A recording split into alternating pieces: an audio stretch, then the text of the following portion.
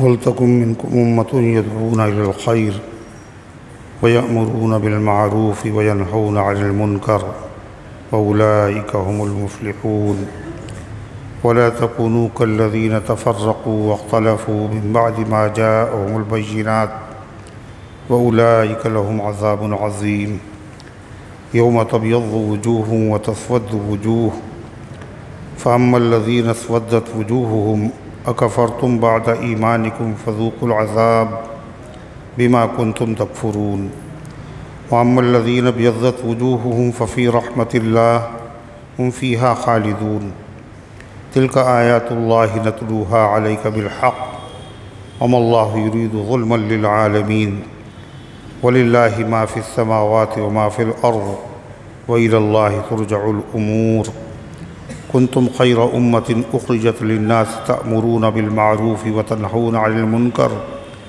وتؤمنون بالله ولو آمن أهل الكتاب لكان خيرا لهم منهم المؤمنون وأكثرهم الفاسقون لن يضروكم إلا أذى وإن يقاتلوكم يولوكم الأدبار ثم لا ينصرون ضربت عليهم الذلة أينما ثقفوا إلا بحبل من الله وحبل من الناس وباءوا بغضب من الله وضربت عليهم المسكنة ذلك بأنهم كانوا يكفرون بآيات الله ويقتلون الأنبياء بغير حق ذلك بما عصوا وكانوا يعتدون ليسوا سواء من أهل الكتاب أمة قائمة يتلون آيات الله آناء الليل وهم يسجدون يؤمنون بالله واليوم الآخر ويأمرون بالمعروف وينهون عن المنكر ويسارعون في الخيرات وأولئك من الصالحين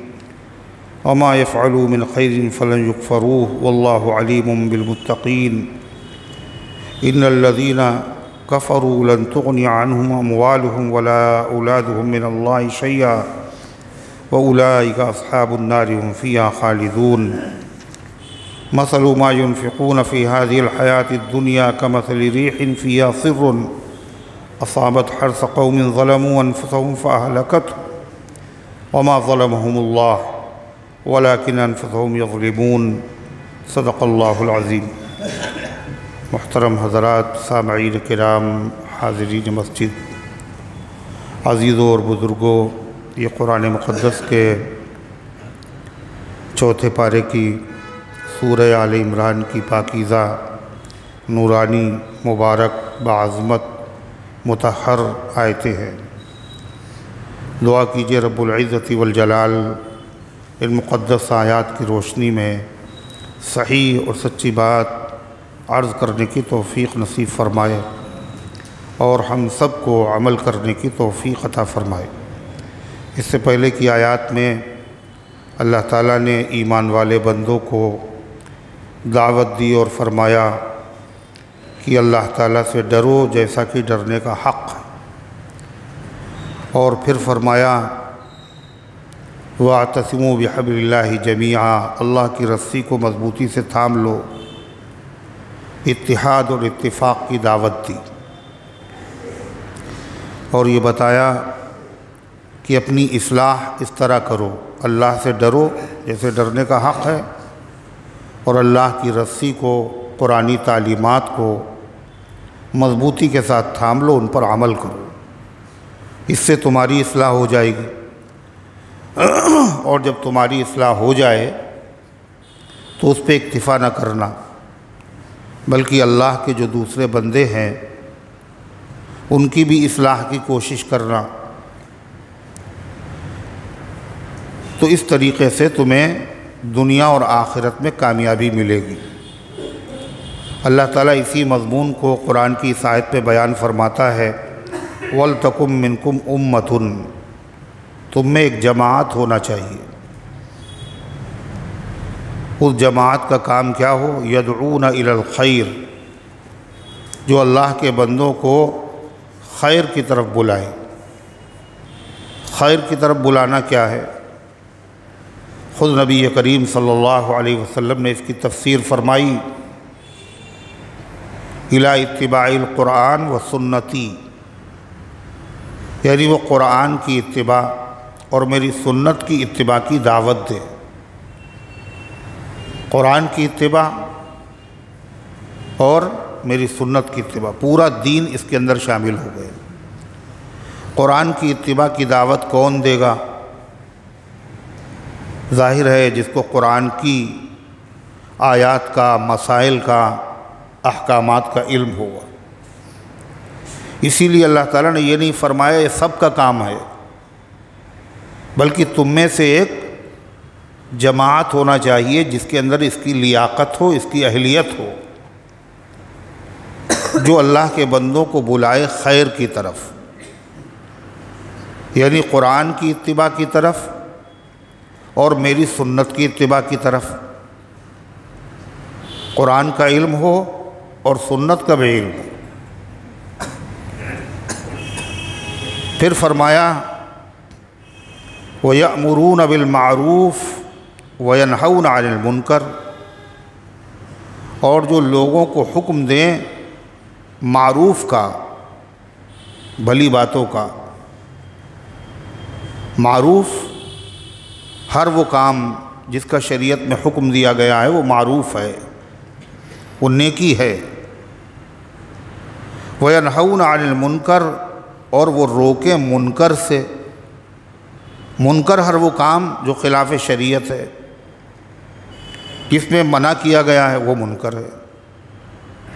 معلوم یہ ہوا کہ یہ کام ہر آدمی کا نہیں ہے، اس کے لیے ضرورت ہے کہ آدمی یہ جانتا ہو کہ معروف ہے کیا پہلے، جبھی وہ معروف کا حکم دے گا، اور منکر کیا ہے جبھی وہ منکر سے منع کرے گا۔ اگر وہ خود ہی نہیں جانتا کہ معروف کیا ہے، منکر کیا ہے، تو ہو سکتا ہے وہ جس چیز کا حکم دے وہ معروف نہ ہو بلکہ منکر ہو، اور جس چیز سے منع کر دے ہو سکتا ہے وہ منکر نہ ہو بلکہ معروف ہو۔ اگر ایسا ہوگا تو پھر کیا ہوگا؟ بجائے لوگوں کی اصلاح کے فساد پیدا ہو، بگاڑ پیدا ہو۔ اس لیے فرمایا یأمرون بالمعروف، وہ بھلی باتوں کا حکم دیتے، وینہون عن المنکر، اور بری باتوں سے روکتے ہوں۔ وأولئک هم المفلحون، اور یہی لوگ کامیاب ہیں۔ تو قرآن پاک ایک حدیث میں ہے کہ تم میں سے جو آدمی برے کام کو ہوتا ہوا دیکھے تو اس کو چاہیے کہ وہ اس کو روکے۔ کیسے روکے؟ ہاتھ سے۔ فَإِن لَّمْ يَسْتَطِعْ، اگر ہاتھ سے روکنے کی طاقت نہ ہو، فَبِلِسَانِهِ، تو زبان سے روکے، اور زبان سے بھی روکنے کی طاقت نہ ہو تو دل میں برا سمجھے۔ اس میں کیا بتایا گیا؟ اس سے پتہ چلتا ہے ہر امت کے ہر فرد پر یہ ذمہ داری شریعت نے ڈالی ہے کہ اگر برا کام ہوتے ہوئے دیکھو تو کیا کرو؟ روکو اس سے۔ یہ ایک جماعت کا کام نہیں ہے، بلکہ من رآ منکم منکرا، تم میں سے جو برا کام ہوتے ہوئے دیکھے۔ معلوم یہ ہوا یہ ذمہ داری کب ہے؟ جب برا کام سامنے ہو رہا ہو، تب یہ ذمہ داری ہر فرد پر عائد ہوتی، جس کے سامنے ہو رہا ہو منع کرے، مداہنت نہ کرے، سستی نہ کرے۔ کیسے روکے؟ ہاتھ سے، طاقت کے بل پہ روکے۔ اور اگر ہاتھ سے نہیں روک سکتا، طاقت کا استعمال نہیں کر سکتا، مطلب کر تو سکتا ہے مگر کرنے کی وجہ سے فساد ہوگا، جھگڑا ہو جائے گا، مار پیٹ ہو جائے گی، بجائے اصلاح کے اور فساد پیدا ہو جائے گا۔ یہ مطلب ہے ہاتھ سے روکنے کی طاقت نہیں ہے اس کے پاس، تو پھر کیا کرے؟ زبان سے روکے۔ اور اگر زبان سے روکنے کی بھی طاقت نہیں ہے، زبان سے روکنے کی طاقت نہ ہونے کا یہ مطلب نہیں زبان ہلتی نہیں اس کی، وہ گونگا ہے، نہیں، زبان سے بول سکتا ہے، منع کر سکتا ہے، لیکن ہمت نہیں، طاقت کیوں نہیں ہے؟ اگر وہ زبان سے روکے گا تو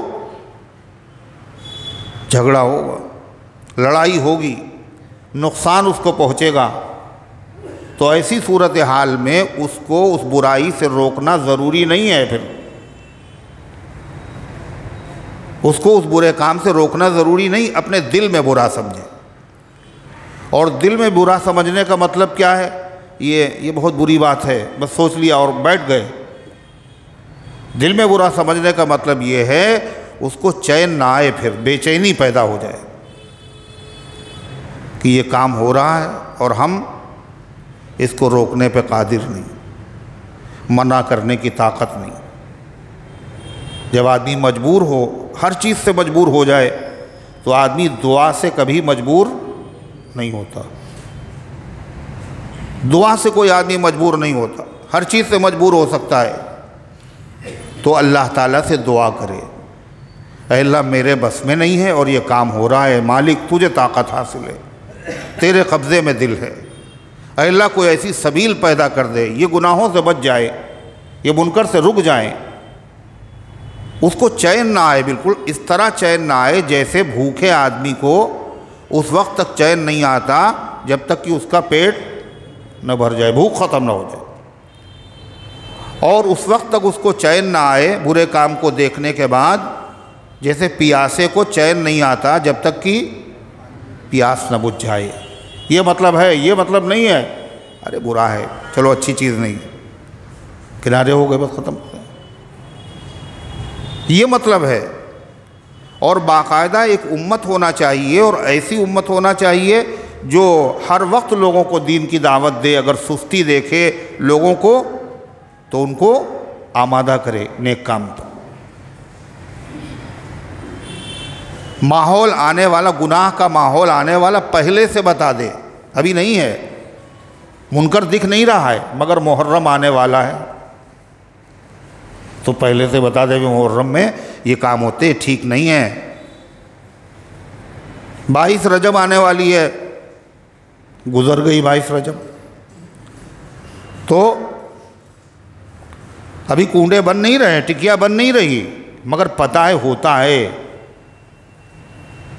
اور اللہ کے بہت سارے بندے جان بوجھ کے کہتے ہیں وہ تو بے توفیق ہیں، وہ تو دشمنی، صحابہ کی دشمنی میں کرتے ہیں. لیکن بہت سارے ایسے ہیں جو صحابہ کے دشمن نہیں ہیں، صحابہ سے محبت کرتے ہیں، مگر وہ بھی کر رہے ہیں. وہ جو کر رہے ہیں وہ کیوں کر رہے ہیں؟ وہ انجانے میں کر رہے ہیں، لا علمی کی وجہ سے کر رہے ہیں. ان کو پتہ نہیں ہے یہ کنڈے کی ٹکیا، یہ رسم حقیقت میں دشمنان صحابہ کی جاری کی ہوئی ہے. اور یہ جلیل القدر صحابی کاتب وحی حضرت امیر معاویہ رضی اللہ تعالیٰ عنہ کی وفات کی خوشی ہے، ان کی وفات کی خوشی ہے. اور کسی کی وفات پر خوش ہونا یہ مسلمانوں کا کام نہیں، یہ اسلام کے خلاف ہے، یہ انسانیت کے خلاف ہے. ایک انسان مر رہا ہے اور تم خوش ہو رہے ہو، یہ مسلمانوں کا کام نہیں. یہ کس کا کام ہے؟ کافروں کا، مشرکوں کا. اللہ کے حبیب صلی اللہ علیہ وسلم کے صاحبزادے حضرت قاسم کا انتقال ہوا تو مکے کے مشرک خوش ہوئے اور کہا محمد صلی اللہ علیہ وسلم کی نسل تو چلے گی نہیں، بیٹا پیدا وہ بھی ختم ہو گئے. تھوڑے دن کا معاملہ ہے، خوشی منائی انہوں نے. ظاہر ہے جب کوئی خوشی منائے گا تو تکلیف ہوگی نہیں ہوگی. اللہ کے نبی کے ایک تو بیٹے کی وفات کا غم، اوپر سے غم بالائے غم کیا ہے کہ آپ کی وفات پر کیا ہے تانے دیے جا رہے ہیں، خوشیاں منائی جا رہی ہیں، اچھا ہوا ان کی اولاد ختم ہو گئی، ان کا بیٹا مر گیا، ان کا نام نہیں چلے گا. غم پہ غم. جب کسی آدمی کو غم ہوتا ہے تو اس کو پرسہ دینا، اس کو تسلی دینا، یہ ہے اسلامی تعلیم. اگر پڑوسی کے وہاں غم ہے اور پڑوسی وہ مسلمان نہیں بھی ہے، جب بھی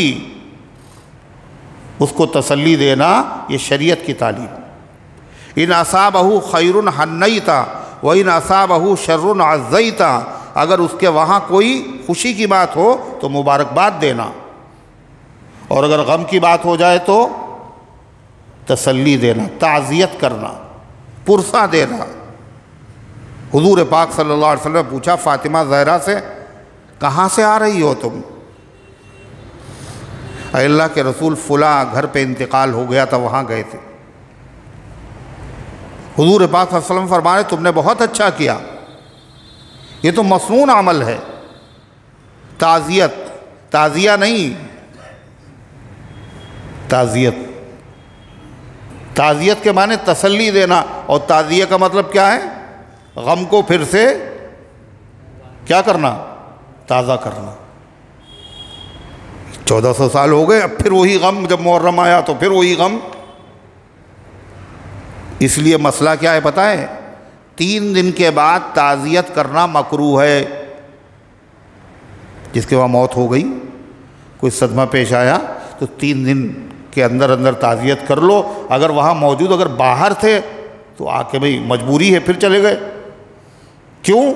اس لیے کہ اب وہ 3 دن ہو گئے، غم تھوڑا ہلکا ہو گیا، اور آپ جا کے پھر زخموں پہ نمک چھڑکیں گے۔ آپ اور اسے یاد دلائیں، تعزیت کا مطلب تسلی، اور وہاں تسلی نہیں ہوگی بلکہ غم کو تازہ کرنا ہوگا۔ یہ تعزیت، لوگوں نے اس کا مفہوم ہی بگاڑ دیا۔ تعزیت کا مطلب کیا ہوا؟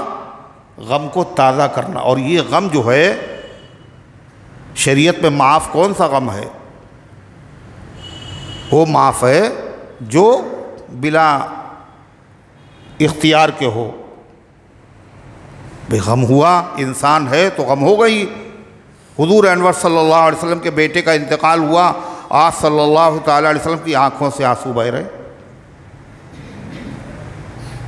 حضرت عبد الرحمن ابن عوف رضی اللہ عنہ نے پوچھا ما ھذا یا رسول اللہ، حضور یہ کیا ہے؟ اللہ تو کہتا ہے صبر کیا کرو، آپ تو ہمیں صبر کی تعلیم دیتے ہیں، یہ کیا ہے؟ آپ نے فرمایا یہ رحمت ہے، رحمت اللہ نے بندوں کے دلوں میں رکھی ہے، یہ اس کا اظہار ہے۔ جب تک یہ آنکھوں سے ہو یا دل سے ہو تو یہ رحمت ہے، اور جب غم کی وجہ سے زبان چلنے لگے اور ہاتھ چلنے لگے، زبان سے مرثیے پڑھنے لگے اور ہاتھ سے خود کو تکلیف دینے لگے، تو کیا ہے یہ؟ پھر کیا ہے یہ؟ من الشیطان، شیطان کی طرف سے۔ ایاکن ونعیق الشیطان، حضور پاک صلی اللہ علیہ وسلم کی صاحبزادی حضرت زینب رضی اللہ عنہ کا انتقال ہوا تو کچھ عورتیں آئیں، انہوں نے رونا شروع کیا۔ آپ نے فرمایا شیطانی آوازیں نکالنے سے بچو۔ تو غم جو ہوتا ہے وہ کیسے ہوتا ہے؟ طاری کرنے سے نہیں ہوتا، فطری طور پر ہوتا ہے۔ بھئی قلبی تعلق ہے، اور بیٹے کا انتقال، بیوی کا انتقال، کسی کا انتقال، صدمہ ہوا، آنکھوں سے آنسو نکل آئے، شریعت نے اس پہ پابندی نہیں لگائی آنسو نہ نکلے، خبردار، یہ فطری چیز ہے، فطرت پہ شریعت پابندی نہیں لگاتی۔ منع کاہے سے کیا ہے؟ غم کو تازہ مت کرو جو تمہارے اختیار میں ہے۔ اور وہ کیا ہوتا ہے؟ ظاہر ہے وہ تو بناوٹ ہے، خود سے جو آنسو آ رہے ہیں یہ تو فطرت ہے، اور جو آنسو آپ پیدا کر رہے ہیں زبردستی، یہ کیا ہے؟ یہ تکلف ہے، یہ بناوٹ ہے، بناوٹ کی اجازت نہیں ہے۔ ظاہر ہے اس کے لیے باقاعدہ ٹائمنگ مقرر کرنا، اتنے بج کے اتنے منٹ پہ ہم روئیں گے، فلاں تاریخ کو، اور ٹی وی والے تم بھی آ جانا، اور کیمرے والے تم بھی آ جانا، اتنے بج کے اتنے منٹ تک روئیں گے۔ یہ کیا ہے؟ یہ ترتیب کے ساتھ، جیسے شادی میں نہیں ہوتا ہے، کارڈ میں کیا لکھا ہے؟ نکاح کئے بجے؟ 10 بجے، اور اس کے بعد کھانا 11 بجے، اور رخصتی 12 بجے۔ یہ کاہے میں؟ غم میں نہیں ہے، یہ خوشی میں ہے۔ اور یہاں یہ سب ترتیب کاہے میں قائم کی گئی؟ غم میں قائم کی گئی۔ غم میں کہیں ترتیب ہوتی ہے؟ غم میں بھی ترتیب ہوتی ہے، مرتب جشن ہوتا ہے، مرتب غم نہیں ہوتا۔ ہماری نسبتیں شیر خدا حضرت علی سے ہیں، معین رنج اور غم کا کوئی موسم نہیں ہوتا۔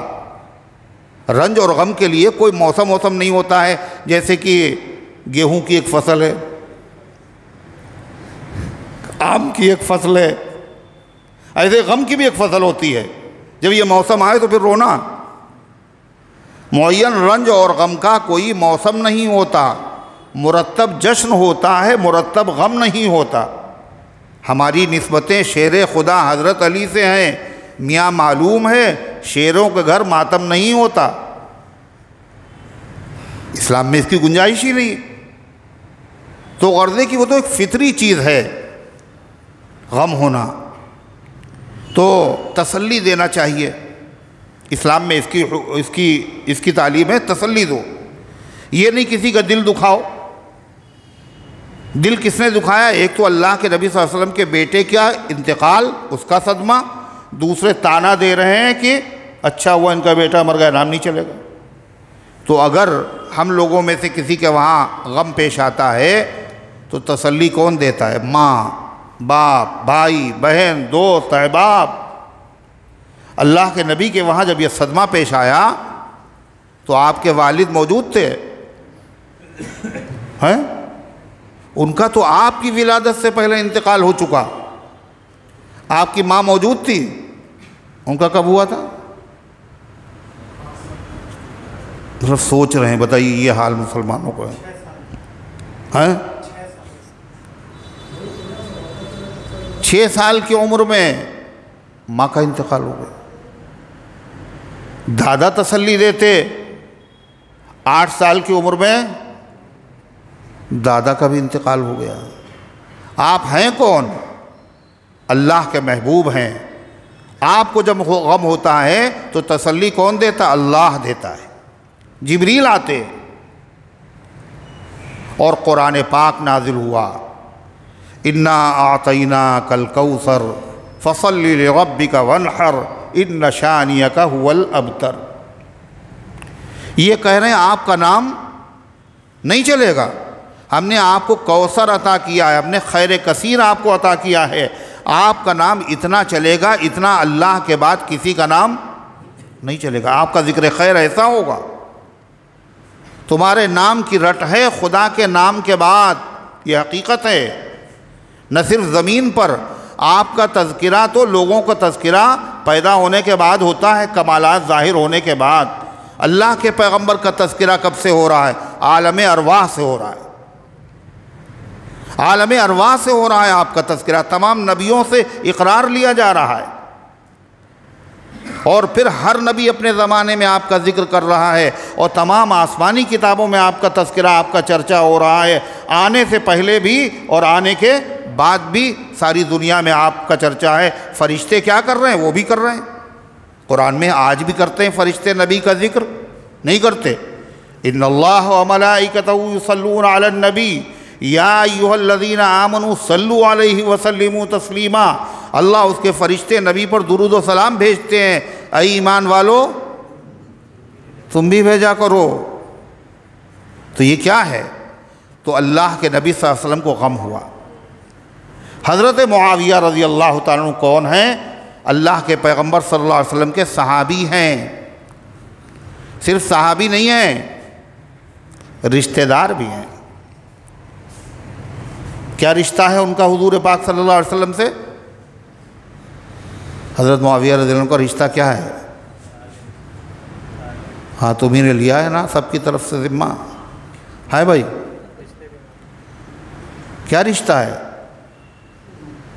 حضور پاک صلی اللہ علیہ وسلم کی زوجہ مطہرہ ام المومنین حضرت ام حبیبہ رضی اللہ تعالیٰ عنہا کے سگے بھائی ہیں،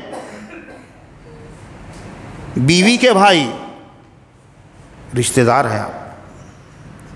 حضور پاک صلی اللہ علیہ وسلم نے فرمایا، میں نے اللہ سے دعا کی، اے اللہ جس گھر میں میں رشتہ کروں، یہ جس گھر کے لوگ مجھ سے رشتہ کریں، اے اللہ دونوں کو جنت عطا فرما دیجئے۔ اللہ نے میری دعا قبول کر لی۔ جہاں میری بیٹیاں ہوں وہ بھی جنتی، جن کی بیٹیاں میرے گھر پہ ہوں اے اللہ وہ بھی جنتی ہوں۔ نبی کے رشتے ایسے ہی تھوڑی ہوتے ہیں، یہ تو وحی ربانی کے بغیر تھوڑی ہوتے ہیں۔ تو اللہ کے نبی صلی اللہ علیہ وسلم کے رشتہ دار ہیں۔ اور کیا کہا؟ من سب اصحابی و اسحاری فعلیہ لعنت اللہ، جو میرے صحابہ کو برا کہے، یہ میرے رشتہ داروں کو برا کہے، اس پر اللہ کی لعنت، اللہ کی لعنت۔ لعنت کا معنی یہ دعا ہے کوئی، ہے نا، یہ بد دعا ہے، نبی کی بد دعا۔ اے اللہ اس کو رحمت سے دور کر دے، اور نبی کی بد دعا جسے لگی وہ آدمی کامیاب ہو جائے گا۔ کیا ہو جائے گا؟ کیا ہو جائے گا؟ برباد ہو جائے گا، تباہ اور غارت ہو جائے گا، دنیا میں بھی اور آخرت میں بھی۔ اور جس کو دعائیں لگیں گی وہ آباد ہو جائے گا۔ تو حضرت امیر معاویہ رضی اللہ عنہ صحابی ہیں اور رشتہ دار ہیں، کاتب وحی ہیں، اور حضور پاک صلی اللہ علیہ وسلم کے مقبول محبوب منظور نظر ہیں۔ حضور پاک صلی اللہ علیہ وسلم نے خود ان کو دعائیں دی ہیں، اور ایک دعا نہیں کئی دعائیں دی ہیں۔ دعا کس کو دی جاتی؟ جس سے آدمی ناراض ہوتا نا اسی کو دعا دی جاتی، اس سے خوش ہوتا ہے۔ اور نبی کی دعائیں کیا ہیں؟ مقبول ہیں نہیں ہیں؟ اللہ کے پیغمبر کی مقبول دعائیں ہیں۔ ان صحابی کی وفات پہ خوشی ہے۔ صحابی کی وفات پہ خوشی کون مسلمان تو بنا ہی نہیں سکتا۔ کیوں صاحب؟ کیوں خوشی ہے؟ کہ اس لیے کہ وہ دین کا کام کر رہے تھے، کام رک گیا۔ تو حقیقت میں کس سے دشمنی ہے؟ صحابی سے تھوڑی ہے، دین سے ہے، جس کے ذریعے سے امت میں اتفاق پیدا ہوا، اور جس صحابی نے امت کے اندر دین کی، جس کی خدمات زیادہ آگے بڑھ گئیں، جس نے امت کو بکھرنے سے بچا لیا، ایسے ہر آدمی سے دشمنی ہے۔ کس کو؟ جس سے دین اسلام پھیلے، جس سے دین اسلام مضبوط ہو، ایسے آدمی سے مسلمانوں کو تو محبت ہوگی نہیں ہوگی، اور نفرت کس کو ہوگی؟ شیطان کو ہوگی۔ ارے ہوگی نہیں ہوگی؟ جس کو اسلام کی خدمت کے لیے اللہ کے نبی نے مانگا تھا حضرت عمر ہے، اللہ نے اسلام کو غلبہ دیا ان کے ذریعے سے۔ اللہ کے نبی کو تو خوشی ہوئی، تمام صحابہ کو خوشی ہوئی، مگر ایک شخص جو ہے اللہ کے نبی نے بتا بھی دیا، کہا وہ بہت خفا ہے حضرت عمر سے۔ کون؟ نہیں معلوم؟ حضور نے بتا دیا، کہا میں نے انسانی شیطانوں کو دیکھا ہے اور جنوں میں سے شیطانوں کو دیکھا ہے، یہ عمر کے سائے سے بھاگتے۔ شیطانوں کو نفرت ہے، شیطان دین کے دشمن، نبی کے دشمن ہے۔ جس کو دشمنی ہوگی دین سے اس کو خوشی ہوگی۔ لہذا جس صحابی کا کوئی کارنامہ، کوئی دینی اسلام کی خدمت ہے، جس دن اس کی وفات ہوئی ہے اسی دن کوئی دسترخوان لگتا ہے، وہی دن دسترخوان، اسی دن خوشی۔ 22 جمادی الثانی کو دسترخوان کیوں؟ حضرت صدیق اکبر کی وفات ہے۔ 9 ربیع الاول کو دسترخوان کیوں؟ فاروق اعظم کی شہادت کی خوشی ہے۔ 18 ذی الحجہ کو دسترخوان کیوں؟ حضرت عثمان غنی کی شہادت ہے۔ 22 رجب کو دسترخوان کیوں ہے یہ؟ اس لیے کہ حضرت معاویہ رضی اللہ تعالیٰ عنہ کی وفات ہے۔ تو امت کی ذمہ داری ہے علماء کی کہ وہ جانے کہ ایسے حالات آنے والے ہیں، اور بہت سارے مسلمان لا علمی، مجھے پتا ہے کہ مسلمان نہیں جانتا کہ یہ صحابی کی وفات کی خوشی ہے، اگر معلوم ہو ہرگز نہ کرے، تو ان کو واقف کرانا، ان کو آگاہ کرانا، یہ کیا ہے؟ ذمہ داری ہے نہیں ہے؟ خود بھی گناہ سے بچیں، اللہ کے بندوں کو گناہ سے بچائیں۔ تو اسی کو فرمایا یأمرون بالمعروف وینہون عن المنکر واولئک ھم المفلحون، یہی لوگ کامیاب۔ اور یہ بھی فرمایا یہ کام کرتے رہنا، اور جب یہ امت اس کام کو چھوڑ دے گی، گناہ ہو رہا ہے پتہ ہے، 3 طلاقیں ہو چکی، بیوی حرام ہو چکی ہے، مگر پھر بھی گھر میں رکھے ہوئے ہیں، اور آپ کو پتہ ہے آپ کے تعلقات پھر بھی ویسے ہی، کوئی فرق نہیں۔ یہ کیا ہے؟ اللہ کا جب غضب آئے گا تو خالی گناہ کرنے والا اس کی زد میں نہیں آئے گا، بلکہ جتنے لوگ دیکھ رہے ہیں، اس سے تعلق رکھ رہے ہیں، یہ سب کے سب اس کی لپیٹ میں آئیں گے۔ وَاتَّقُوا فِتْنَةً لَا تُصِيبَنَّ الَّذِينَ ظَلَمُوا مِنكُمْ خَاصَّةً، اس فتنے عذاب سے بچو جو خالی ظالموں پر نہیں آئے گا، بلکہ خاموش دیکھ کر خاموش رہنے والوں پہ بھی تو آئے گا، نہیں آئے گا؟ ارے وہ جفاؤں پہ چپ رہنے والے، خاموشی جفاؤں کی تائید بھی ہے، تم خاموش رہ کر کے اس کی تائید کر رہے ہو، نکیر تو کرو۔ دوسری چیز، ایک تو آدمی یہ کام کرنے کے لیے اس کو یہ ضرورت ہے علم ہو، معروف کیا ہے، منکر کیا ہے۔ دوسری چیز، معروف اگر ہے تو کس درجے کا ہے، معروف اگر ہے کس درجے بھی پتہ ہو، یعنی معروف فرض بھی ہے، معروف واجب بھی ہے، معروف سنت بھی ہے، معروف مستحب بھی ہے۔ بتانے والے کو یہ پتہ ہو کہ یہ معروف فرض ہے، فرض کی تبلیغ ویسے کی جائے، یہ واجب ہے، واجب کی تبلیغ ویسے کی جائے، یہ سنت ہے، سنت کی تبلیغ ویسے کی جائے، یہ مستحب ویسے کی جائے۔ اگر یہ نہیں پتہ ہوگا تو آدمی کیا کرے گا، مستحب کو فرض سمجھ کر کے بتائے گا، اور فرض کی جب تبلیغ ہوگی تو دوسرے انداز سے، اور مستحب کی ہوگی تو دوسرے انداز۔ مستحب کی کیسے ہوگی؟ میاں یہ کام اچھا ہے، کر لو تو بڑھیا ہے، ثواب ملے گا، نہیں کرو گے تو مارے نہیں جاؤ گے، یہ مستحب ہے۔ اور ہے وہ مستحب کام، وہ تو فرض سمجھاؤ، میاں یہ بہت ضروری، آپ نے یہ نہیں کیا، بتائیے آپ نے عشرے کا روزہ نہیں رکھا، آپ کیسے مولانا ہیں، آپ کیسے امام صاحب ہیں، آپ نے عصر سے پہلے کی سنتیں نہیں پڑھی؟ یہ کسی کو حق نہیں ہے اعتراض کرنے کا، یہ مستحب ہے، مستحب کے چھوڑنے پر کسی آدمی کو اعتراض کرنے کا حق نہیں۔ باہر صورت اللہ تعالیٰ فرماتا ہے اس فریضے کو انجام دو، اللہ تعالیٰ ہم سب کو اس فریضے کو انجام دینے کی توفیق عطا فرمائے۔ یہاں جو کام ہو رہا ہے کہ ہم تو دے نہیں سکتے دعوت، بھئی ہمیں پتہ ہی نہیں ہے معروف کیا ہے، منکر کیا ہے۔ کیا کہا تمہیں ایک جماعت ہو رہی ہے خیر کی طرف دعوت دے، خیر کا مطلب قرآن کی اتباع اور سنت کی اتباع کی دعوت دے، یہ تو کام علماء کر سکتے ہیں، ہم لوگ تو کر نہیں سکتے، ہے نا؟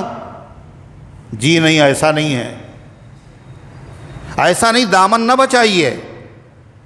آپ یہاں کیا کر رہے ہیں یہ بتائیے، آپ یہاں بیٹھ کے آپ کیا کر رہے ہیں؟ قرآن کی تعلیم ہی تو سیکھ رہے ہیں۔ ارے سیکھ رہے نہیں سیکھ رہے ہیں، سنتوں کا علم ہو رہا نہیں ہو رہا ہے، یہاں دین کی دعوت دی جا رہی ہے۔ اگر آپ اس میں شریک ہونا چاہتے ہیں، خود بھی شریک ہوئیے اور دوسرے اللہ کے بندے کو متوجہ کر دیجیے، آپ نے دین کی دعوت دے دی، اجر ملے گا آپ کو۔ الدال علی الخیر کفاعلہ، فرمایا کہ خیر کی طرف دعوت دینے والا اتنا ثواب رکھتا ہے جیسے خیر کا کام کرنے والا۔ یہ کام تو کر ہی سکتے، نہیں کر سکتے، ہر آدمی کر سکتا نہیں کر سکتا ہے۔ کس نے یہ کام کیا آج ذرا بتانا؟ کیا تھا کسی سے کہا تھا بھائی چلو، کہا تھا؟ گنتی کے 2 آدمی، اچھا 3 آدمی، اور کہا ہو جب بھی اٹھانا، اچھا آپ نے نہیں کہا، اچھا انہوں نے بھی اٹھا دیا، کہا ٹھیک ہم نے بھی کہا ہے، کبھی کہا ہوگا جب بھی، صحیح۔ اللہ تعالیٰ فرماتا ہے وَلَا تَكُونُوا كَالَّذِينَ تَفَرَّقُوا، اور ان لوگوں کی طرح نہ ہو جانا جنہوں نے باہم تفریق کر لی، آپس میں ٹکڑے ٹکڑے ہو گئے، وَاخْتَلَفُوا، اور اختلاف کر لیا، مِن بَعْدِ مَا جَاءَهُمُ الْبَيِّنَاتُ، اس کے بعد کہ ان کے پاس واضح کھلے ہوئے احکام پہنچ چکے تھے۔ ان کی طرح نہ ہو جانا، کن کی طرح؟ جنہوں نے آپس میں اختلاف کر لیا، اپنے دین کو ٹکڑے ٹکڑے کر لیا، اور کب کیا؟ اللہ کے صاف حکم آ جانے کے بعد۔ یہ کون لوگ ہیں؟ یہودی اور عیسائی۔ اللہ کا صاف صریح حکم آ چکا، مگر اس کے بعد بھی انہوں نے کیا کیا؟ اپنی خواہش، نفسانی خواہش کی وجہ سے اپنے دین کو ٹکڑے ٹکڑے کر لیا، مختلف گروہوں میں بٹ گئے، دین کے اصول میں اختلاف کر لیا۔ کائے میں ایک ہوتے اصول، ایک ہوتے فروع۔ دین کے اصول 3 ہیں بڑے بڑے، ایک توحید، ایک رسالت اور ایک قیامت۔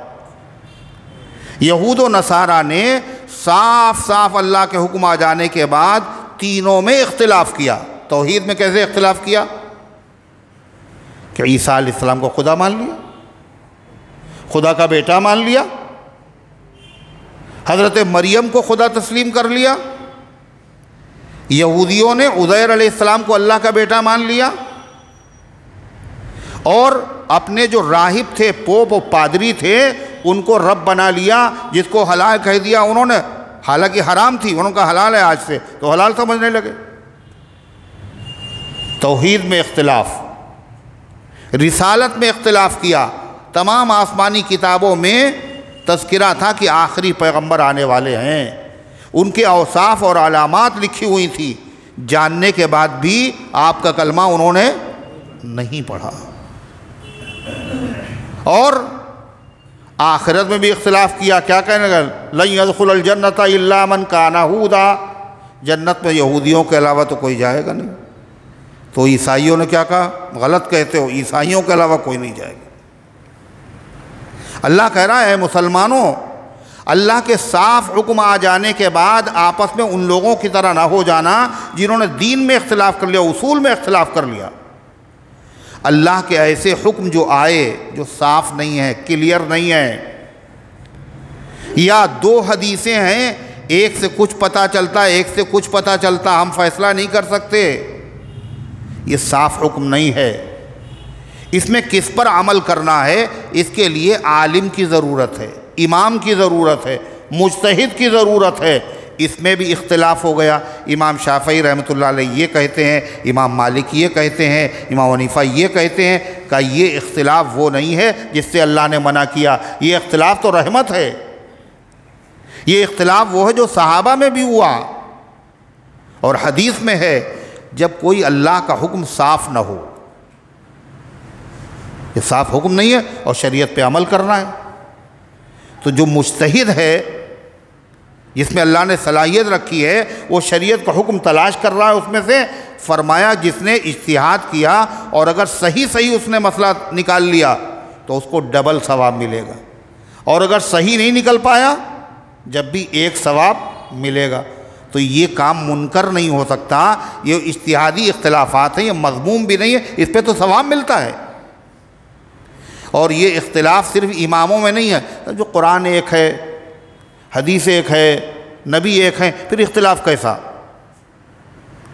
اور اگر اختلاف ہے تو پھر ایک صحیح ہوگا اور ایک غلط ہوگا، دونوں کیسے صحیح ہو سکتے ہیں؟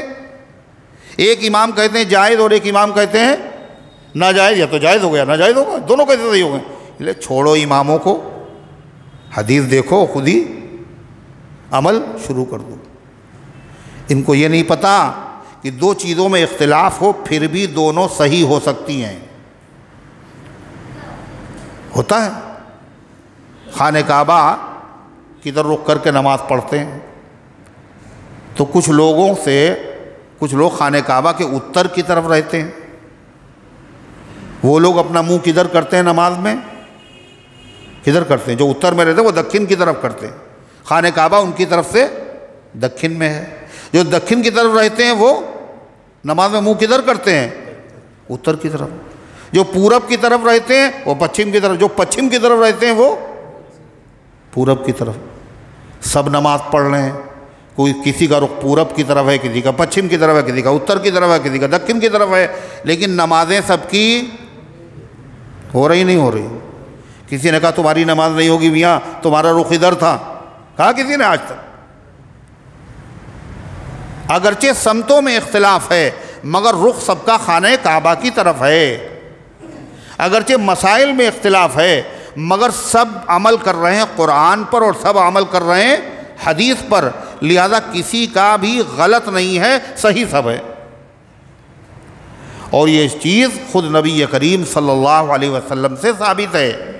صحابہ کا اختلاف، وہ مشہور حدیث ہے کہ آپ نے کیا فرمایا تھا؟ حضرت جبریل آئے اور اللہ کے نبی غسل کر رہے تھے، کہنے محمد صلی اللہ علیہ وسلم آپ نے اللہ کے رسول ہتھیار اپنے اتار دیے؟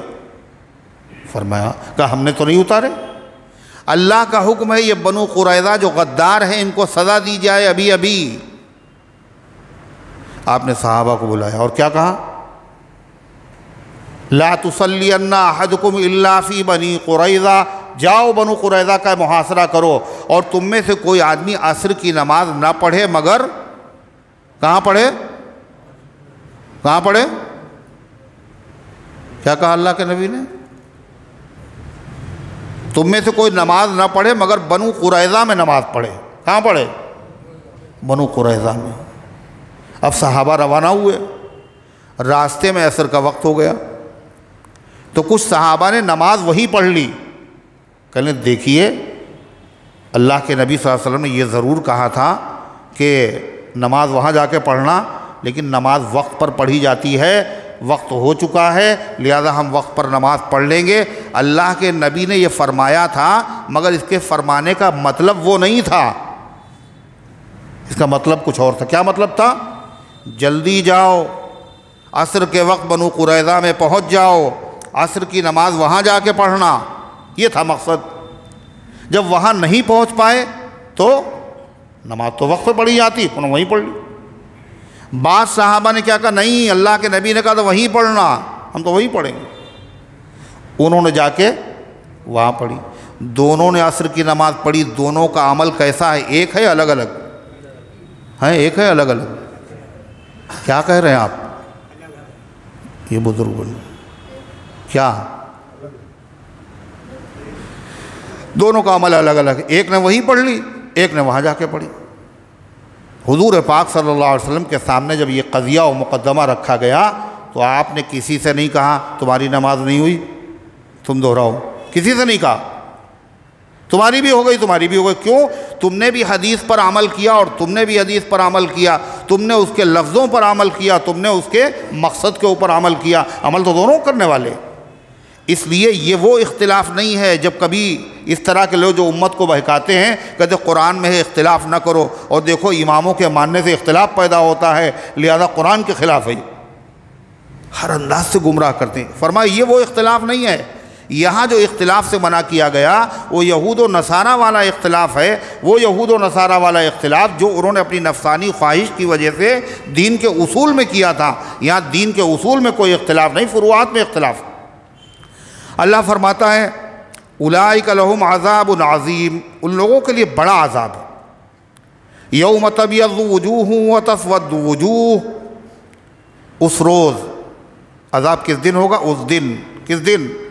جس دن بہت سارے چہرے بعض چہرے سفید ہوں گے روشن، وتسود وجوہ، اور بعض چہرے سیاہ اور کالے ہوں گے۔ کس دن؟ قیامت کے دن۔ بعض چہرے روشن ہوں گے یعنی ان پر ایمان کا نور ہوگا، اور بعض چہرے سیاہ ہوں گے یعنی ان پر کفر کی، فسق کی سیاہی ہوگی۔ جن پہ ایمان کا نور ہوگا وہ شادہ اور فرحہ ہوں گے، خوش و خرم ہوں گے، اور جن کے چہروں پر کفر کی سیاہی ہوگی وہ ذلیل اور رسوا ہوں گے۔ یعنی جیسا اندر ہوگا قیامت کے دن وہ چھلک کر کے چہرے پر ظاہر ہو جائے گا، جیسا باطن ویسا ظاہر۔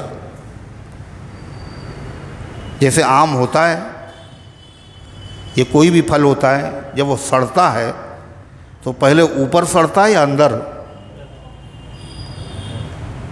بتائیے نا، اندر ہوتا ہے نا، پھر اس کے اندر کے سڑنے کا، خراب ہونے کا اثر چھلکے کے اوپر ظاہر ہوتا ہے۔ قیامت کے دن کیا ہوگا؟ جیسا اندر ہوگا جو کفر بھرا ہوا ہے وہ چھلک کر کے چہرے پہ ظاہر ہوگا، کفر کی سیاہی، اور اندر ایمان کا نور بھرا ہوا ہے تو نور ایمان چھلک کر چہرے پہ ظاہر ہوگا۔ اللہ یہ تو بتا رہا عام ایمان والوں کے بارے میں، ایک جگہ قرآن میں صحابہ کے بارے میں کہا سیماہم فی وجوہہم من اثر السجود، ان کی پیشانیوں پر علامت ہے سجدے کے نشان کی۔ سجدے کے نشان کا یہ مطلب نہیں ہے ڈھٹا پڑا تھا لوگوں کے ہیں، جن کے ڈھٹا پڑا ہوتا ہے وہ بہت خوش ہوتے ہیں، دیکھیں سجدہ میں نے کیا اور ڈھٹا پڑا، اور بہت سارے لوگ رگڑتے ہیں کہ ڈھٹا نہیں پڑ رہا ہے۔ یہاں ڈھٹا نہیں مراد ہے، یہاں مراد ہے نور۔ سجدے کی وجہ سے خاص نور ہوتا ہے چہرے پر۔ اللہ نے ایسی چیز بتائی ہے جو ہم اور آپ سب کر سکتے ہیں۔ چہرے کو اگر نورانی بنانا ہے تو کیا کرو؟ سجدہ کیا کرو۔ بیوٹی پارلر جانے کی ضرورت نہیں ہے۔ اگر معلوم ہو جائے عورتوں کو کہ سجدہ کرنے سے کیا ہوتا ہے، چہرہ نورانی ہو جاتا ہے، تو پھر دیکھیے کتنے سجدے کیے جائیں۔ اور ہے بھی یہ حقیقت، اور عقل بھی یہی کہتی ہے۔ سجدہ کرنے سے نور کیوں آتا ہے؟ اس لیے کہ انسان کا جو دل ہے، یہ خون کو جو سپلائی کرتا ہے، یہ اوپر ہے تو نیچے کی طرف اس کا زیادہ دوران ہوتا ہے، اور اوپر کی منزل میں نہیں ہوتا۔ سر کی طرف خون کا دوران جبھی ہوگا جب سر نیچے ہو اور دل اوپر ہو، اور دل اوپر ہو اور سر نیچے کب ہوتا ہے؟ صرف سجدے میں ہوتا ہے۔ اسی لیے جب آپ لمبا سجدہ کرتے ہیں تو کیا لگتا ہے؟ ایسا لگتا ہے کہ بوجھ سے سر پہ آ گیا، آنکھوں تک پہ محسوس ہوتا ہے۔ یہ خون کے دوران کا اثر ہوتا ہے۔ یہ تو الگ چیز ہوئی، اس لیے سجدہ مت کرو کہ چہرہ نورانی ہو جائے، سجدہ کرو اللہ کے لیے۔ یہ تو راستے میں یہ چیزیں مل جائیں گی۔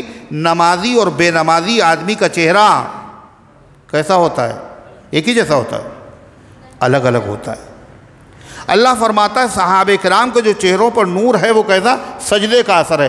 جتنے مفسرین ہیں سب نے یہی لکھا کہ سجدے کے ان کے سجدے کا اثر پیشانی پہ نظر آ رہا تھا، کا چہرہ نورانی۔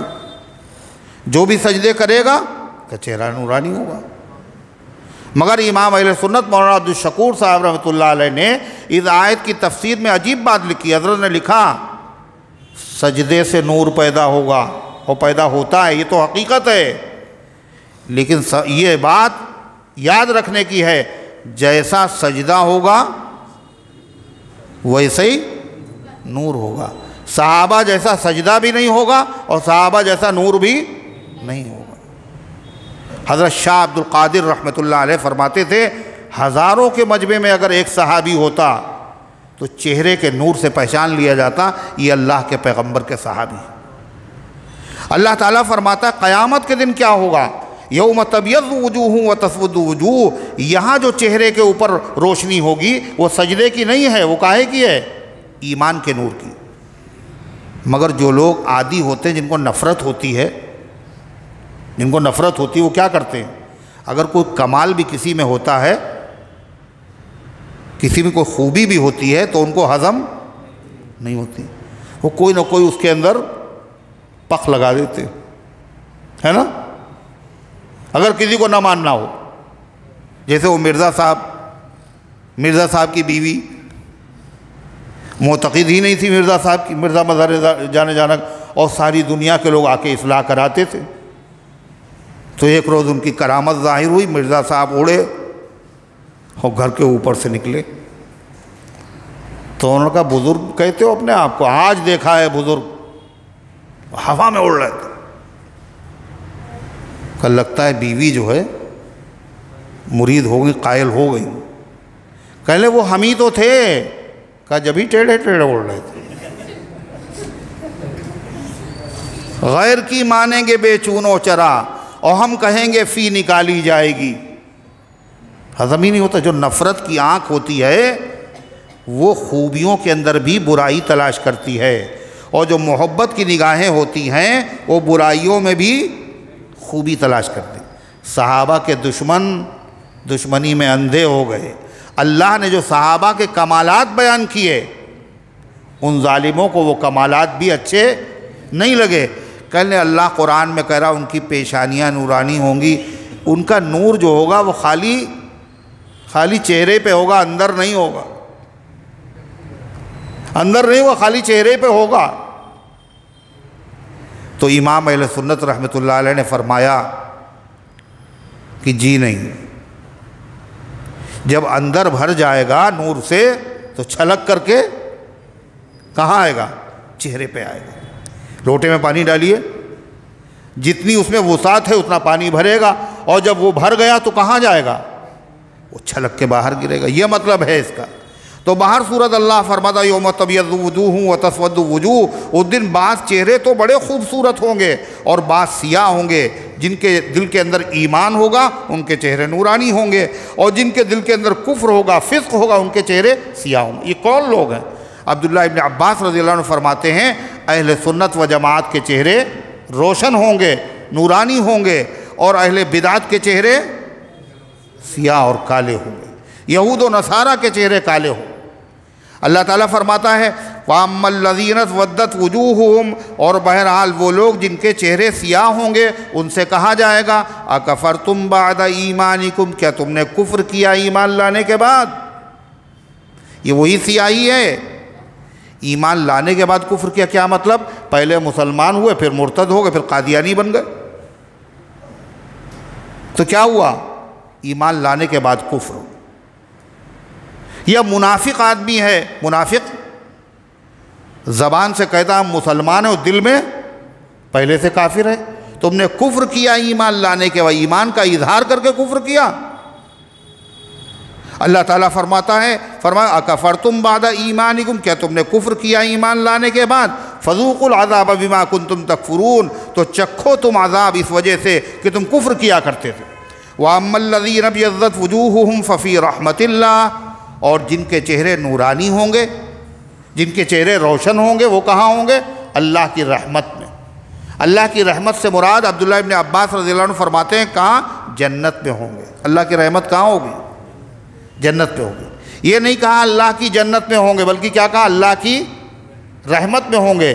اس سے اس بات کی طرف اشارہ کیا ہے کہ عمل کی وجہ سے آدمی جنت میں نہیں جائے گا۔ جنت میں اگر جائے گا تو بولو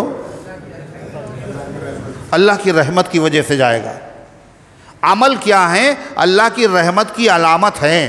اللہ جس پر رحم کرنا چاہتا ہے اس کو اچھے اعمال میں لگا دیتا ہے، یہ علامت ہے۔ یہ مطلب نہیں جب اللہ رحمت کی وجہ سے جائیں گے تو پھر نماز پڑھ کے کیا کریں گے؟ کسی نے پوچھا اللہ کے رسول صلی اللہ علیہ وسلم سے وَأَنْتَ يَا رسول اللہ، حضور آپ بھی عمل کی وجہ سے نہیں جائیں گے؟ آپ نے فرمایا کہ نہیں، اگر اللہ کی رحمت مجھے چھپا نہ لے تو میں بھی نہیں جا سکتا۔ فرمایا ففی رحمت اللہ، تو وہ اللہ کی رحمت میں ہوں گے، یعنی جنت میں ہوں گے۔ اتنا کافی ہے۔ جنت میں ہوں گے تو کیا ہے پھر؟ بتانے کی ضرورت نہیں ہے کیا چیز ہے راحت کی جو جنت میں نہیں ہے۔ ہر تکلیف سے نجات ہے جنت میں۔ بہشت آجا کی آزار نباشد، کسے رابا کسے کار نباشد۔ جنت اس جگہ کا نام ہے جہاں تکلیف نام کی کوئی چیز ہے ہی نہیں۔ ہم فیہا خالدون، اور وہ اس جنت میں کتنے دن؟ ہمیشہ رہیں گے، یعنی جنت سے نکالے نہیں جائیں گے۔ دو شکلیں ہوتی ہیں، یا تو نکال دیا جائے میاں بنگلہ خالی کرو، اور دوسری شکل کیا ہوتی ہے؟ بنگلہ تو بہت اچھا ہے، اب یہاں رہتے طبیعت اکتا گئی ہے، اب کچھ اور بنائیں گے اس کو توڑ کے، اب کہیں اور جائیں گے، اب موڈ فریش کرنے کے لیے نینی تال جائیں گے، شملہ جائیں گے، کشمیر جائیں گے۔ اللہ فرماتا جنت سے اچھی کوئی جگہ ہی نہیں، تو جاؤ کہاں؟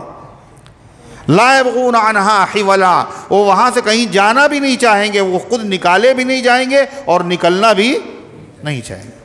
اللہ تعالیٰ فرماتا ہے تلک آیات اللہ نتلوہا علیک بالحق، یہ اللہ کی آیتیں ہیں جو ہم آپ کو پڑھ کر سناتے ہیں ٹھیک ٹھیک۔ وما اللہ یرید ظلما للعالمین، اور اللہ اپنی مخلوقات پر ظلم کرنا نہیں چاہتا۔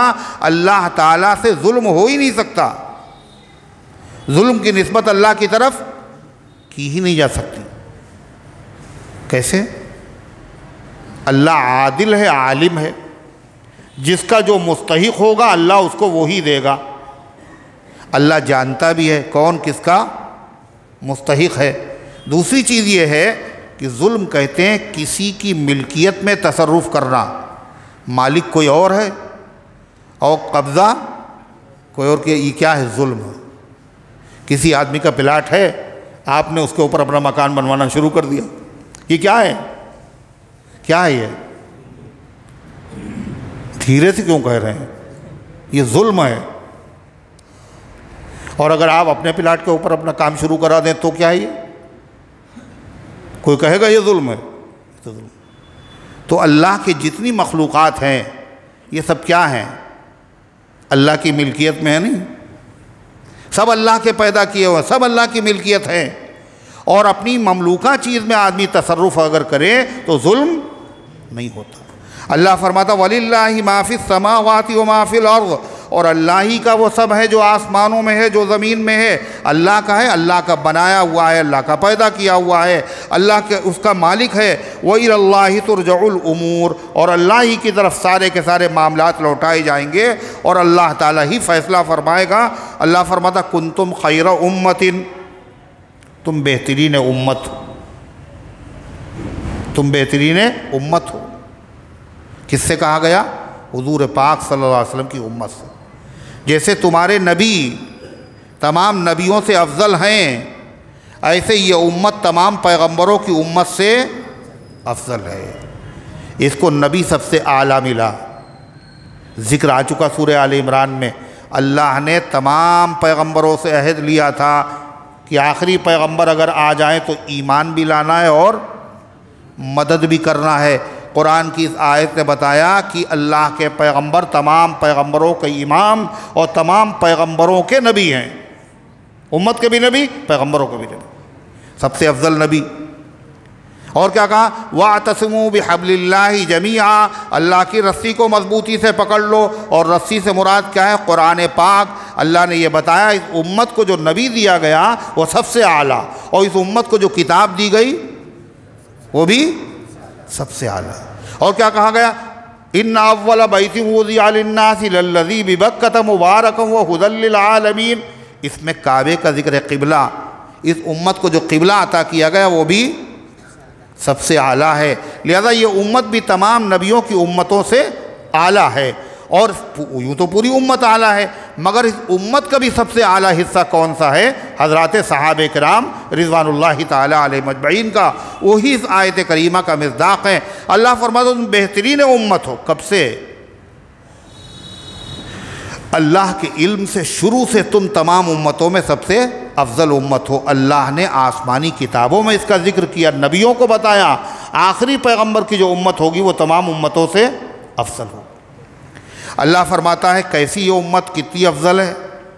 حضور پاک صلی اللہ علیہ وسلم صحابہ سے فرمایا کہ جنتیوں کی 120 صفیں ہوں گی۔ نبی کتنے آئے؟ کم و بیش 1,24,000۔ اور نبیوں کی جو امتیں ہیں وہ سب ملا کر کے، اور اللہ کے پیغمبر کی نبی کی امت، آپ کی امت سب سے بڑی ہے۔ جنت پہ جانے والوں کی صفیں کتنی ہوں گی؟ 120۔ ان میں سے 80 صفیں صرف میری امت کی ہوں گی۔ 80 صفیں صرف میری امت کی ہوں گی، اور باقی آدم علیہ السلام سے لے کر عیسیٰ علیہ السلام تک جتنے پیغمبر آئے ہیں، باقی میں تمام نبیوں کی امتیں، اور آپ کی امت کی صفیں۔ آپ نے صحابہ سے کہا تم یہ پسند نہیں کرتے؟ تم جنت کے چوتھائی حصے ہو، پوری جنت میں چوتھائی تمہاری تعداد ہو۔ صحابہ نے کہا اللہ اکبر۔ آپ نے فرمایا تمہیں یہ پسند ہے جنت میں تمہاری تعداد تہائی ہو؟ تہائی ہو؟ صحابہ نے کہا اللہ اکبر۔ آپ نے فرمایا کیا تمہیں پسند ہے کہ جنت میں تمہاری تعداد آدھی ہو؟ یعنی آدھی جنت میں آپ کی امت اور آدھی جنت میں باقی پیغمبروں کی امت۔ آپ نے فرمایا پتہ ہے تمہیں میری امت تو جنت میں جائے گی اتنی بڑی تعداد، اس کے علاوہ آپ نے فرمایا میری امت میں سے 70,000 ایسے ہوں گے جو بغیر حساب بغیر کتاب کے جنت پہ جائیں گے۔ تو حضرت فاروق اعظم نے عرض کیا اے اللہ کے رسول اگر اور آپ مانگ لیتے تو زیادہ اچھا ہوتا۔ آپ نے فرمایا پتہ ہے تمہیں 70,000 میں سے ہر 1000 کے ساتھ 70,000 بغیر حساب کتاب کے جنت پہ جائیں گے، اور کیا ہوگا؟ ہر 1000 کے ساتھ کتنے؟ 70,000۔ تو حضرت فاروق اعظم نے کہا کہ اللہ کے رسول اور مانگ لیتے۔ آپ نے فرمایا 70,000 میں سے ہر ایک کے ساتھ 70,000 بغیر حساب کتاب۔ یہ امت اتنی افضل کیوں ہے؟ وجہ اللہ آگے وجہ بتا رہا کیا؟ کنتم خیر امت اخرجت للناس، تم بہترین امت ہو، اخرجت للناس، تم لوگوں کو فائدہ پہنچانے کے لیے پیدا کیے گئے ہو۔ کائے کے لیے؟ جس سے فائدہ پہنچے وہی اچھا ہے، اور جس سے کسی کو فائدہ نہ پہنچے وہ کیا ہے؟ اچھا ہے خراب؟ وہ خراب آدمی۔ یہ امت سب سے اچھی کیوں ہے؟ یہ ساری دنیا کے مسلمانوں کو نہیں، اخرجت للناس، تمام دنیا کے انسانوں کو فائدہ پہنچانے کے لیے پیدا کی گئی، خیر خواہی کے لیے پیدا کی گئی۔ کسی آدمی کو نقصان سے بچا لینا یہ کیا ہے؟ یہ بہت بڑی نیکی ہے، یہ خیر کی علامت ہے۔ خالی اپنا فائدہ سوچ رہے اپنے آپ نقصان سے بچ جائیں، یہ خود غرضی ہے۔ یہ امت دوسروں کو نفع کے لیے پیدا کی گئی۔ کیا کہا؟ اپنا تو کام ہے کہ جلاتے چلیں چراغ، رستے میں خواہ دوست یا دشمن کا گھر ملے، چاہے دوستوں کے ہاں روشنی جائے چاہے دشمنوں کے وہاں جائے، ہمارا کام تو کیا ہے؟ چراغ۔ یہ نہیں ہم اپنی قبر میں جائیں گے وہ اپنی قبر میں جائیں، ہم سے کیا مطلب؟ یہ امت اس لیے نہیں ہے، تو خود غرضی ہے۔ یہ امت دوسروں کو فائدے کے لیے آئی ہے، اور دوسروں کو فائدہ چاہو گے تو تمہارا فائدہ ہوگا، ہوگا نہیں ہوگا؟ کیسے؟ اگر آپ یہ چاہتے ہیں کہ آپ کو عطر کی خوشبو آئے، عطر لگائیں آپ بہت عمدہ قسم کا، 1-2 گھنٹے کے بعد وہ خوشبو آپ کو محسوس نہیں ہوگی۔ ہاں اگر آپ کے پاس کوئی بیٹھا ہو اس کے اگر آپ لگا دیں تو کیا ہوگا؟ آپ کو محسوس ہوگی۔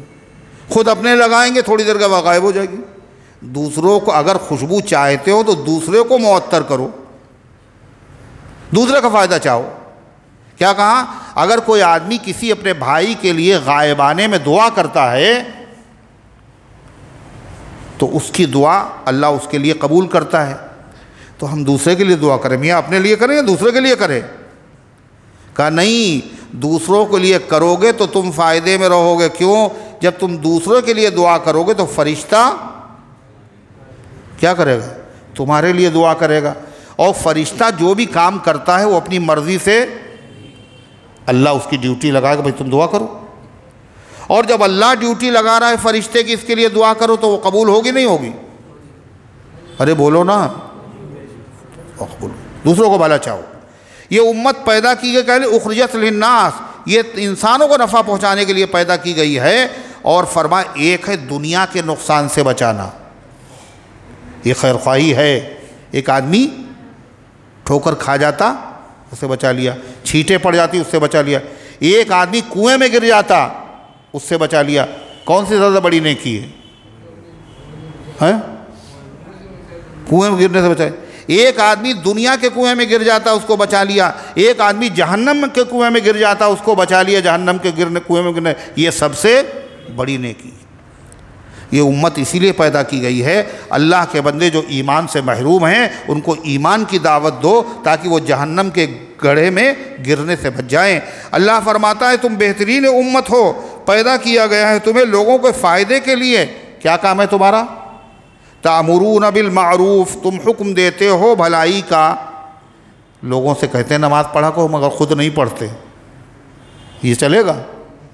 قابل تعریف جبھی ہوگا خود بھی نیک بنو اور دوسروں کو بھی نیکی کا تم حکم دیتے ہو۔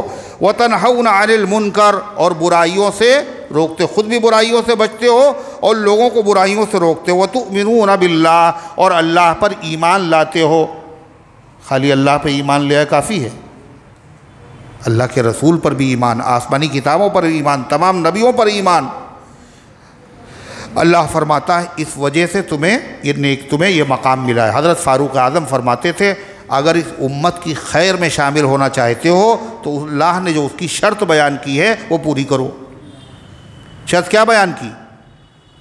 دین کی دعوت دو، امر بالمعروف کرو، نہی عن المنکر کرو، اللہ پر ایمان رکھو، دوسروں کو بھلا چاہو، جبھی تم خیر امت بنو گے۔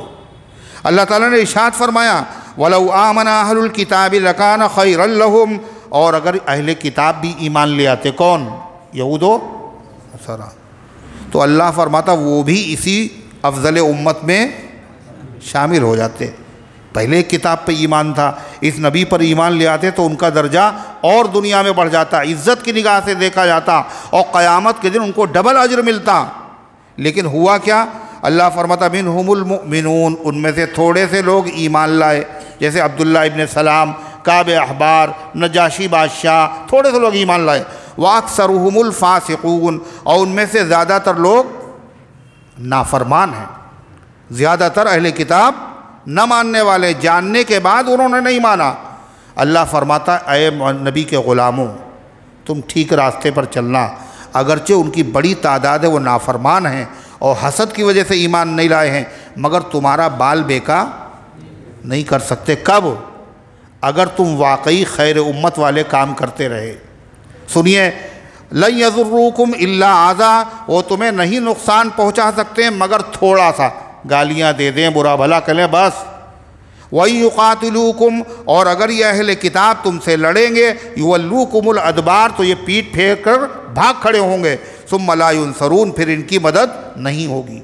یہ پیشین گوئی اللہ نے پوری کر دی۔ صحابہ کے زمانے میں یہود و نصارہ مقابلے میں نہیں آئے، اور اگر آئے تو ان کو بھاگنا پڑا، ذلیل بھی ہوئے، قید بھی ہوئے، گرفتار بھی ہوئے، جزیہ بھی دیا، قتل بھی ہوئے۔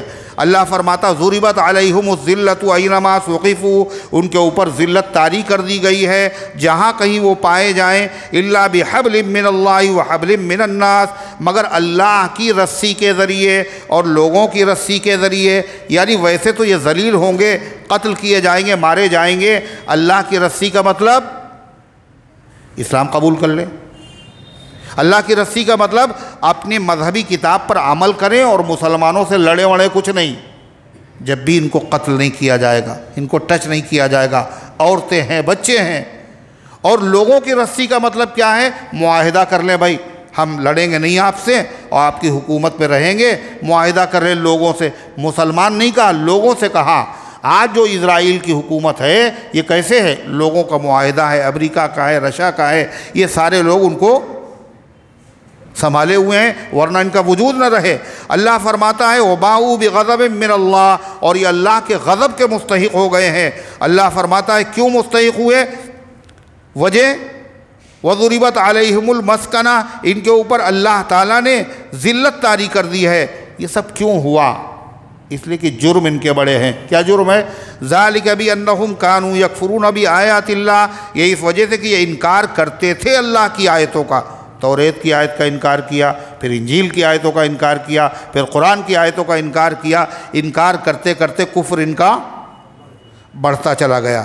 اللہ فرماتا وَيَقْتُلُونَ الْأَنْبِيَاءَ بِغَيْرِ حَقٍّ، اور قتل کرتے تھے نبیوں کو ناحق۔ کیا کرتے تھے؟ کسی بھی انسان کو، مسلمان نہیں، کسی انسان کو ناحق قتل کرنا بہت بڑا پاپ ہے، اور مسلمان کو قتل کرنا اس سے بڑا گناہ ہے، اور ولی کو قتل کرنا اس سے بڑا گناہ ہے، اور نبی کو قتل کرنا، اور پھر ایک نبی نہیں، ایک دن میں کتنے 70 نبیوں کو قتل کیا۔ یقتلون النبیین بغیر حق، ناحق قتل کرتے تھے۔ اور نبی کو جب آدمی قتل کرے گا تو بتاؤ ناحق قتل کرے گا حق کے ساتھ کرے گا؟ ناحق ہی ہوگا۔ اس کا مطلب یہ جانتے تھے نبی کا قتل کرنا ناحق ہے، وہ پھر بھی قتل کرتے تھے۔ اللہ فرماتا ہے ذالک بما عصوا وکانوا یعتدون، ایسا کیسے آدمی کرے کہ نبی کو قتل کر ڈالے اور کوئی پشیمانی نہ ہو، اور ایک دن نہیں کئی نبیوں کو قتل کر ڈالے۔ اللہ فرماتا حیرت نہ کرو، جب آدمی گناہ کرتا ہے، گناہ کرنے کا عادی بن جاتا ہے تو اس کا دل سیاہ ہو جاتا ہے، پھر نیکیوں میں اسے مزہ نہیں آتا، گناہوں ہی میں اسے مزہ آتا ہے۔ اللہ تعالیٰ نے فرمایا اس کی وجہ یہ ہے کہ انہوں نے نافرمانی کی، وَكَانُوا يَعْتَدُونَ، اور وہ حد سے نکل جاتے تھے۔ اللہ تبارک و تعالیٰ نے پھر آگے مزید تشریح کرتے ہوئے فرمایا کہ اہل کتاب کے بارے میں سنا، ان کے اوپر اللہ نے ذلت طاری کر دی، مگر اللہ یہ فرماتا ہے کہ سارے اہل کتاب ایک جیسے نہیں، ان میں اچھے بھی ہیں۔ کیا فرمایا؟ لیسوا سواء من اہل الکتاب، برابر نہیں ہے اہل کتاب، امۃ قائمۃ یتلون آیات اللیل آناء اللیل وہم یسجدون، ان میں سے ایک جماعت ایسی بھی ہے جو حق پر قائم ہے، جو اللہ کی آیتوں کی تلاوت کرتے ہیں آناء اللیل، رات کے اوقات میں، اور وہ سجدہ کرتے ہیں۔ یؤمنون باللہ، وہ اللہ پر ایمان رکھتے ہیں، والیوم الآخر، اور آخرت پر ایمان رکھتے ہیں، ویأمرون بالمعروف، اور بھلی باتوں کا حکم دیتے ہیں، وینہون عن المنکر، اور برائیوں سے روکتے ہیں، یسارعون فی الخیرات، اور نیک کاموں میں آگے بڑھتے ہیں، اولئک من الصالحین، یہ بھی اہل کتاب ہیں مگر یہ اعلیٰ درجے کے نیک بندوں میں سے ہیں۔ اللہ فرماتا وما یفعلوا من خیر فلن یکفروہ، اللہ کو ضد تو ہے نہیں، اگر کوئی اہل کتاب میں سے اگر ایمان لے آئے گا، اگر وہ نیکی کرے گا تو اللہ اس کی ناقدری نہیں کرے گا، بلکہ اللہ اس کو اور نوازے گا۔ وما یفعلوا من خیر، جو بھی وہ نیک کام کریں گے فلن یکفروہ، اس کی ناقدری نہیں کی جائے گی۔ واللہ علیم بالمتقین، اور اللہ متقیوں کو جانتا ہے، چاہے وہ اہل کتاب میں ہوں چاہے ایمان والے میں ہوں، اور اللہ تبارک و تعالی متقیوں کو لیے اللہ نے جنت تیار کی ہے۔ متقی لوگ کہاں جائیں گے؟ جنت پہ جائیں گے۔ اللہ ان گزارشات کو قبول فرمائے، عمل کرنے کی توفیق عطا فرمائے۔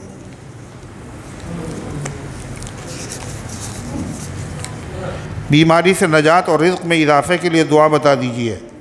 بیماری سے نجات یا لطیفو پڑھا کیجیے، اور یا سلامو پڑھا کیجیے۔ یا لطیفو سے رزق میں اضافہ ہوگا اور بیماری سے بھی نجات ملے گی، اور سلاموں سے بھی سلامتی ملے گی۔ یہ کہ میری لڑکیاں بہت بیمار رہتی ہیں۔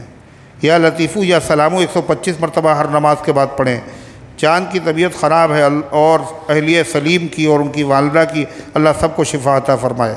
2 بیٹیوں کی شادی ہے، اللہ تعالیٰ آسان فرمائے۔ یا لطیفو یا فتاحو پڑھیے، آسانی ہوگی۔ شکیل بھائی کی طبیعت نہیں ٹھیک ہے، اللہ تعالیٰ ان کو شفا عطا فرمائے، اور امت کے تمام بیماروں کو شفا عطا فرمائے۔ تمہارا کیا نام ہے؟ تمہارا کیا نام ہے؟ زید، زیب، زین،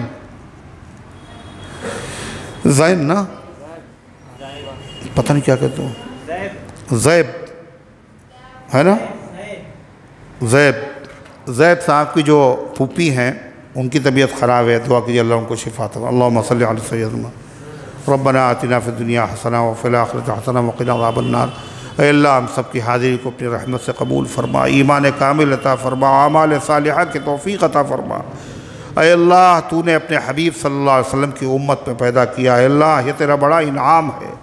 اے اللہ امت نبی کریم صلی اللہ علیہ وسلم کی صحیح معنوں میں امت بننے کی توفیق عطا فرما، افعال خیر کرنے کی توفیق عطا فرما۔ اے اللہ قہر و غضب والے کاموں سے بچا لے، سارے عالم میں ہدایت کی ہواؤں کو چلا دے، اپنے دین کی خدمت کے لیے ہم سب کو قبول فرما لے۔